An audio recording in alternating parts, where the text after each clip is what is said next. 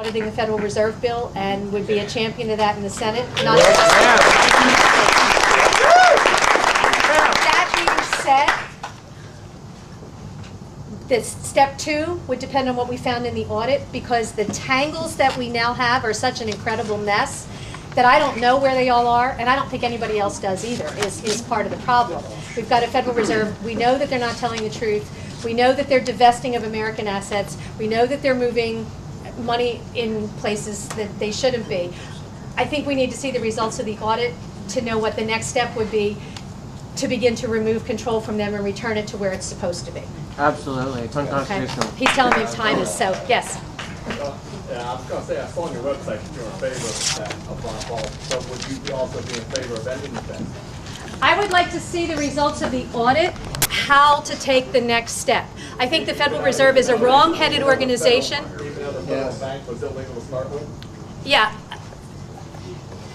I always want to be really careful to tell you exactly, or as exactly as I can. I think the Federal Reserve is a wrong-headed organization. I don't know that the right step would be, I'm going to get elected. If I had a magic wand, I'd end it tomorrow, because we don't know where it is. So I want to see an audit to know where are the tentacles, and then how do you intelligently reverse a policy that's been in place now since the 1913, I think. So, you know, you've got almost 100 years of knots being tied. I'm a big believer in trying to avoid unintended consequences, which means that you need to move in an intelligent fashion. I would like to see what the audit says to know how to fix the mess in a way that doesn't make a bigger mess. Does that make sense? Do you mean not just pulling the rug out from underneath? Sometimes you can't just pull the rug out from underneath. Sometimes you need to do it. So, and I don't know what the second step would be until I see the first step, because there's too much hidden in there. Right. Is my question? Is my response? Yes, sir. Well, if you go back to the history when the Continental Congress did decide that we were going to go on gold and silver standard, within 6 months the country turned completely around. I mean, that's history. That's in the books. I do have a challenge for you, though. Okay.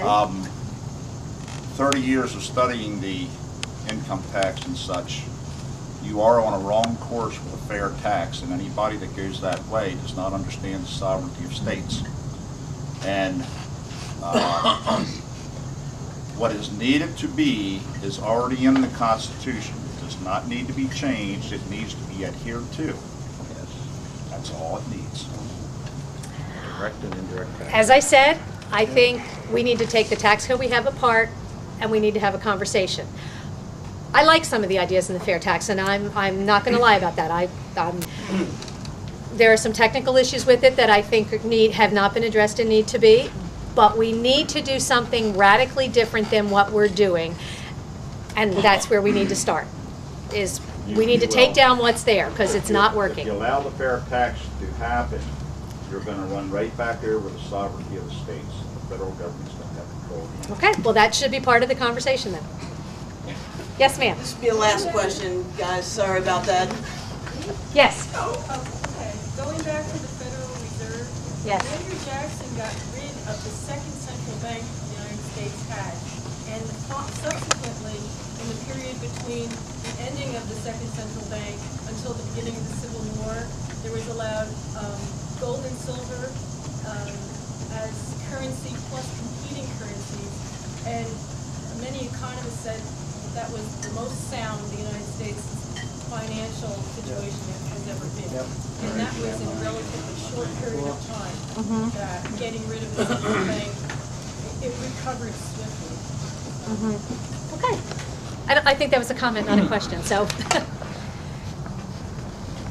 Do you want me to take, we've got one gentleman back there. Okay. All right, go ahead. Question for you, talking about unintended consequences. Yeah. Other things that we do around the world that sometimes cause unintended consequences. If elected, would you support more wars without a declaration No. of war? No. According to the Constitution, we need a declaration of war to go to war, otherwise they never end. There's no goal set in sight, and there's nothing to accomplish, and we never get out. So I think that was a very straightforward. Yeah, no, I would not. You know, Congress needs to grow a spine. Yes. is really what this happens. Yes. You know, Congress has abdicated its rights and its powers and allowed either the executive branch or the judicial branch, depending on what we're talking about, to step into a vacuum that Congress created. Congress needs to grow a spine and a few other body parts and stand up and say, this would be our purview and you can't step on us. That has to happen first. Declaration of war is one of the places that Congress needs to say, no, you don't get to do it for us, we decide.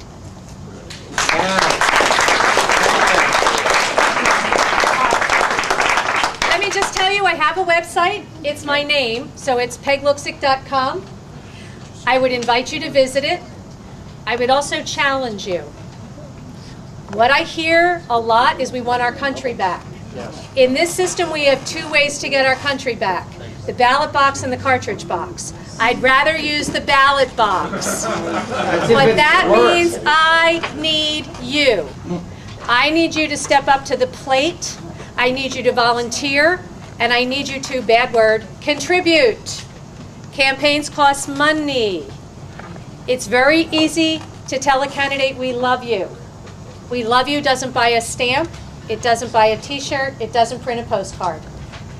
I need you to be involved financially and with feet on the street.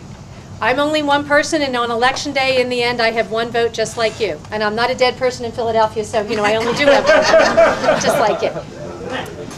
But each of us together can stand up and take our country back if we do it together. And that means I need you to go to the website. I need you to step up to the plate as a volunteer and as a contributor to the campaign. It's a very easy process, and we allow you to give monthly as low as $10 a month, so it fits in everybody's budget.